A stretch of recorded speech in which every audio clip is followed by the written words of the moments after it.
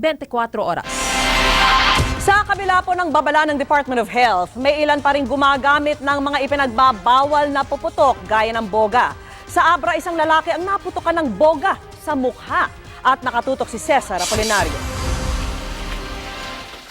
Ang pinagdugtong-dugtong na mga latang ito, muntik nang maging dahilan ng pagkabulag ni Mark Joseph Rebaula na taga Bangged, Abra.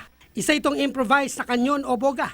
Ang nakatama sa kanya, isang menor de edad na residente rin sa lugar.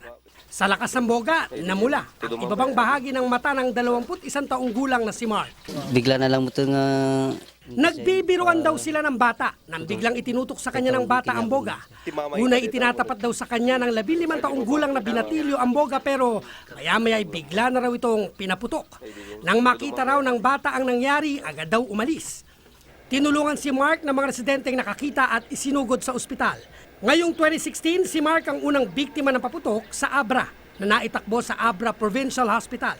Nangyari ito sa kabila ng pinaigting na kampanya kontra paputok ng Department of Health. Kabilang sa mga iligal na paputok ang boga, pati ang piccolo, plapla, 5-star, atomic bomb, triangulo, super lolo at watusi.